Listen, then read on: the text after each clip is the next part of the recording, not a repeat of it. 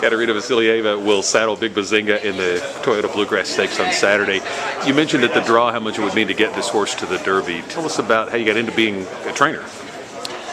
Just completely by accident, actually. Well, I've always loved horses, and I had them in my life, just in terms of pleasure riding and having fun with them.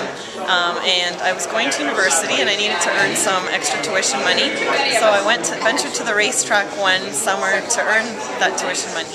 And once I was there, I caught the bug for the sport and for horses. I started off hot walking and grooming, and then from there I learned to be an exercise rider, and then I wanted to be an assistant, and I just wanted to soak it all in and learn as much as I could about the sport, and I never looked back. I could never leave. Any one horse that you worked with or watched that just really hooked you? Big Bazinga. But earlier in my career, yeah, there's lots of horses that I learned to gallop on. I rode Bear Now, which is a horse that Reed Baker trained, and I worked for Reed. That was probably the biggest horse I was entrusted to ride, so that was pretty special for me. There's a lot that I can think of. The first horse that when I was an assistant for Mike Pino, we trained some Shadwell horses, and I had a horse called Shabab, who I now own, and I retired, so he obviously had a big impact on me as well. From looking at just buyer numbers and the form, this horse seems to have run his best races on synthetics. Is that what he likes best?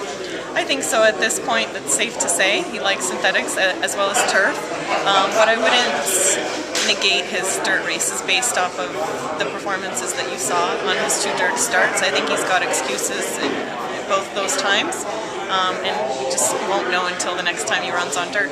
Ran solidly, certainly last time out in the Spiral Stakes. Any excuses there that might have kept him from being a little higher? Yeah, he was impeded down the lane a little bit. The one hole didn't help us, so he got into some traffic troubles. He got loose in the paddock as well, which I think rattled him a little bit before the race, but he certainly had a few excuses, yes. How's he come out of that race, and how's he training up to this one? He's come out of the race really well, which was part of the reason that we're here.